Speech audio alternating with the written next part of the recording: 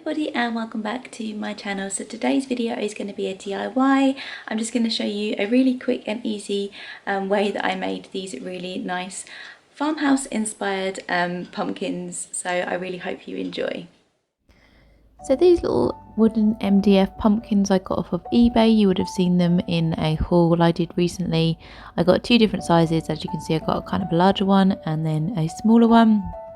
The paint I'm going to use is the Rust-Oleum chalk paint in the colour chalk white.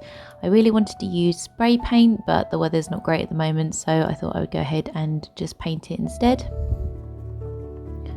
Probably should have used a bigger brush, to be fair.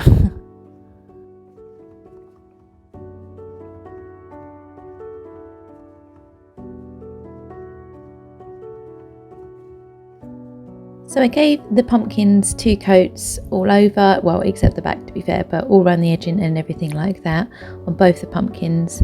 I want to leave these overnight, so I just went ahead and started just creating the vinyl I want to put on using Cricut Design Space, and then just printing it out on cutting it out on my Cricut.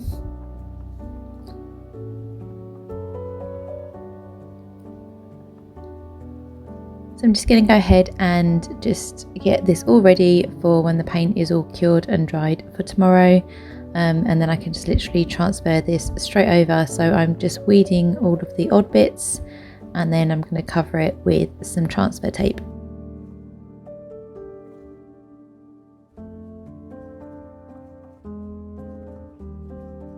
I'm just going to get my scraper tool and literally scrape over both the hello sign and the pumpkin sign so that they're all ready to transfer over tomorrow. So as you can see, this is the next day and both the pumpkins are nice and dry. The only downside to chalk paint is obviously they're a bit bumpy, so I've got some really fine sandpaper. I'm just going to go ahead and literally sand all over it so that it makes a nice smooth surface. And then also, because I'm doing a farmhouse style, I really wanted to distress the sides as well.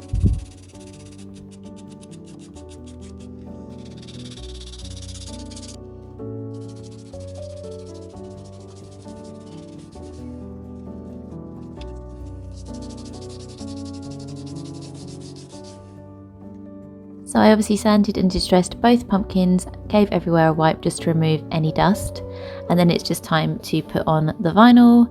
So I started just by lining up just to get an idea of how I wanted it to look, and then I went ahead and put the hello sign on,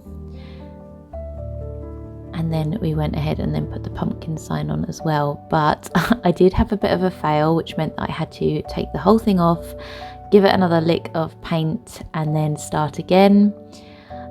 So yeah, I decided to go for a slightly different design this time, and the writing came out a little bit bigger than I was kind of hoping, but to be fair, I'm still happy with how it looked. I was kind of like lining it up, and I thought it was a little bit of like a Ray Dunn sort of inspired font, so yeah, I really liked it.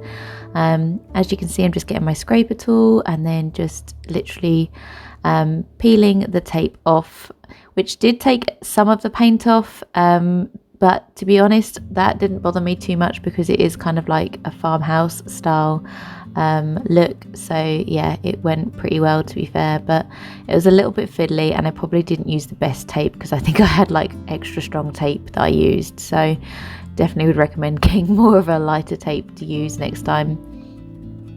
So now just putting on the green leaves for the little pumpkin in the corner. And then obviously just finishing it up with the nice little pumpkin as well. So just getting my scraper tool out again, I'm now just finishing by transferring over the pumpkin and lining up any little loose bits of vinyl. So it's always a shame when you'd make a DIY fail, but actually I'm really happy with how this turned out in the end. So yeah, not all DIYs can be perfect to start, but I'm glad with how it turned out. And then I'm literally just going to get some twine and some hot glue, and I'm going to simply just wrap some twine around the stalk, and obviously the glue is going to hold some of the twine in place so that it doesn't move around. This bit was really fiddly, so I was just kind of literally trying to keep it in a little hoop. Please excuse my nails, I need to go and get them sorted ASAP.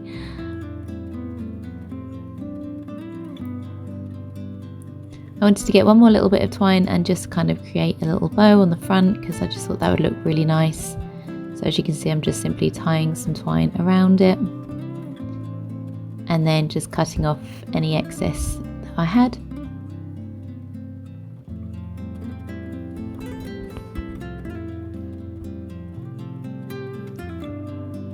And this is the finished look. You'll have to let me know what you think.